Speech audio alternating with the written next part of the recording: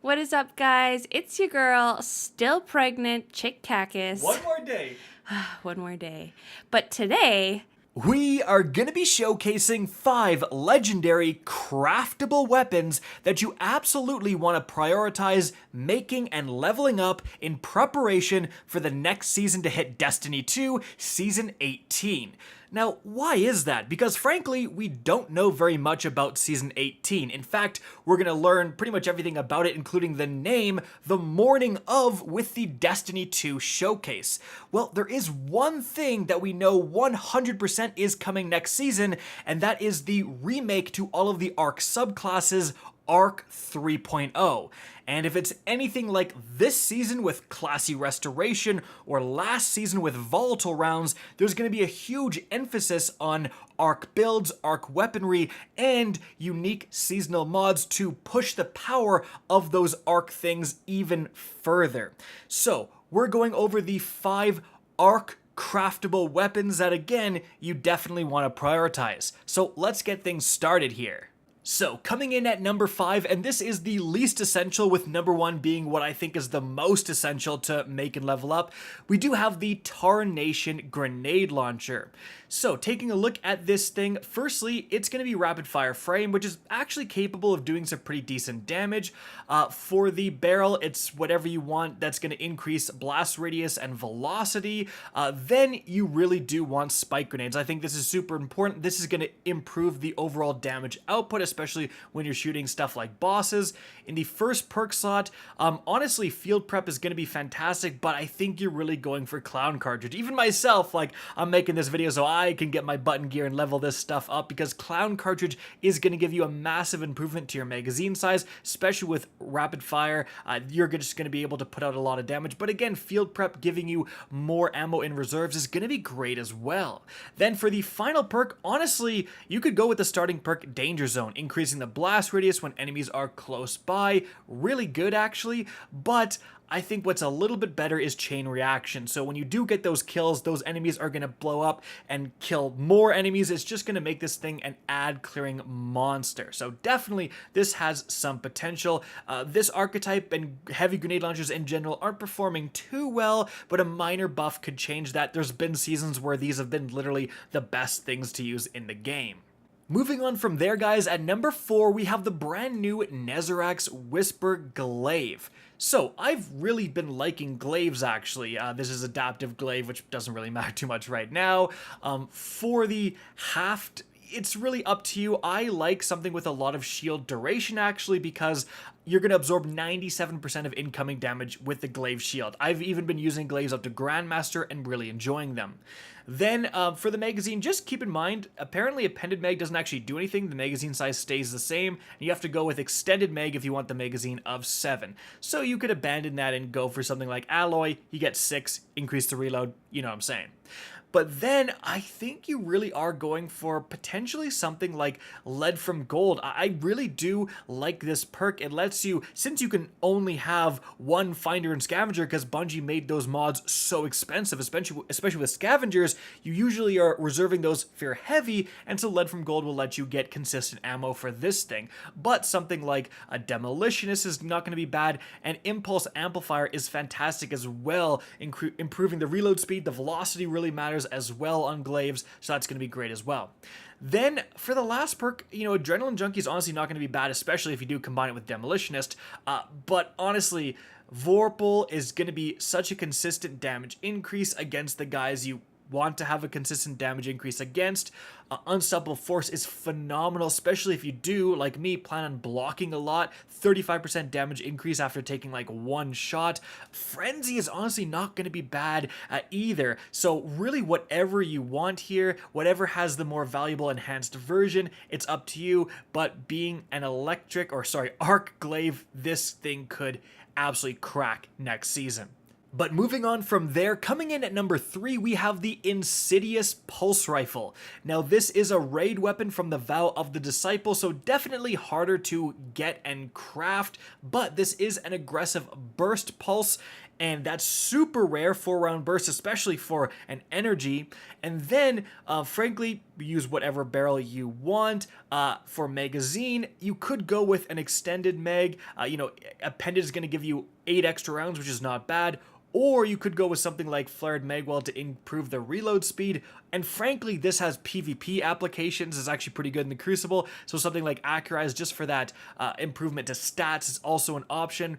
But honestly, this thing has unbelievable rolls. If we're talking about the PvE god roll, I think you're going with Dragonfly, actually. I'm not a huge fan of this perk normally, but it almost always spawns on that right side. So the fact that you can find it here on the left side, you go with Dragonfly, combine it with a 1-for-all for that massive improvement to damage, and holy crap, guys, you are absolutely slaying out because you get one Dragonfly kill. Dragonfly, the explosion, will proc 1-for-all instantly, and I think 1-for-all will improve the damage of Dragonfly as well. So very synergistic combo here, and just letting you make your pulse rifle become an ad clearing machine, which it's not usually going to be.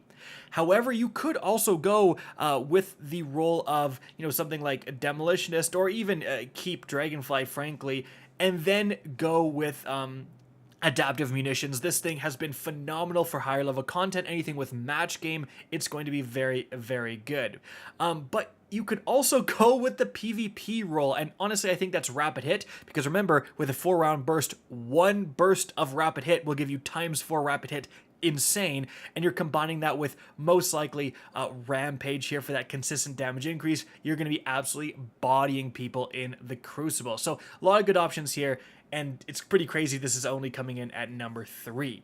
However, we've got to move on from there, guys, to number 2, and that's actually going to be the Forbearance Grenade Launcher. Now, yes, another raid weapon, but oh my goodness, this is a phenomenal weapon. So it's actually the first ever arc wave frame grenade launcher, which is a huge deal. I think wave frames are probably, like, aside from blinding grenade launchers, wave frames are the best if you actually want to kill ads.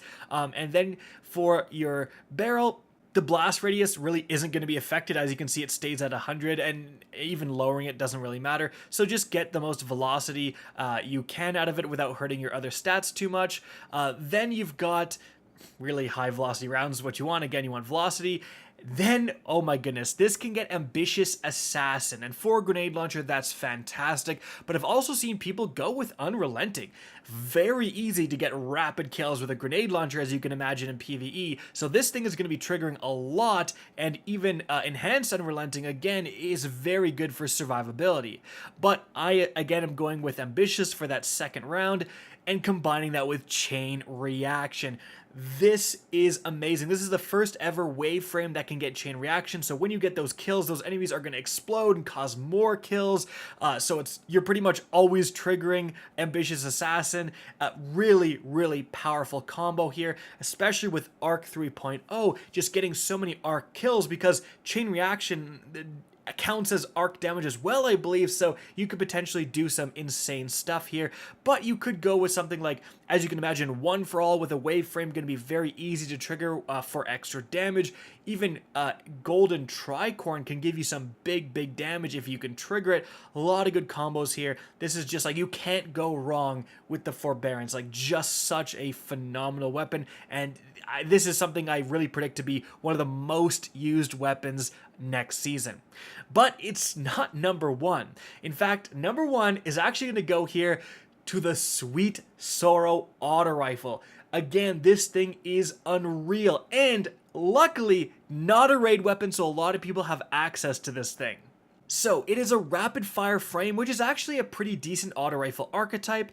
For the barrel, it's personal preference. Obviously, that's going to change whether or not you want to use it for PvP or not. Then, obviously, appended or extended for PvE. We want that big magazine size. For PvP, definitely Accurize rounds. And then you got the wombo combo of the century here. Generally, what you're going to use it for is PvE, and you're going to use stats for all, so hitting 3 separate targets increases handling, stability, reload, and range. And then you combine that with, of course, 1-for-all, so hitting 3 separate targets is going to increase the damage by like 35%. So you, with a rapid fire frame, can spray down 3 enemies so easily. You're going to get a massive improvement to all of your stats and a massive improvement to your damage. What a fantastic combo on an arc weapon. Again, like, this thing is going to be amazing. And not only that, but with the Sweet Sorrow, you have an unbelievably powerful origin trait here with Land Tank. So final blows with this weapon grant increased resilience and additional damage resistance from combatants. And now, guys, resilience is also damage resistance. So potentially, if you're sitting at 90 resilience and you get a kill with the Sweet Sorrow, you'll hop up to 100. And so the damage resistance you're potentially getting from this weapon is really phenomenal. And if you want to use this for PvP, you can slap on something like Perpetual or Killing Wind. Both would be fantastic.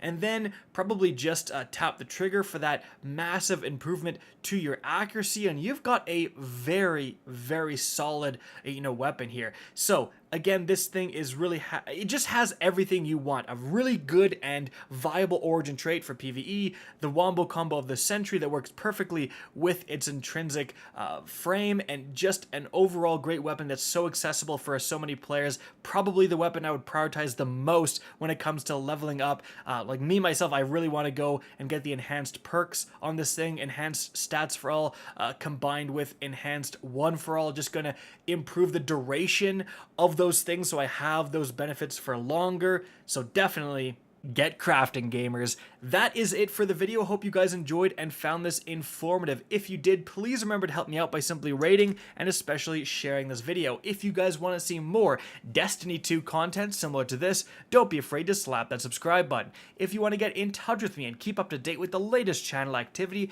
the best way is to follow me on Twitter at RickCacus. That is linked in the description down below. Again, I hope you enjoyed the video, and as always, have a good day.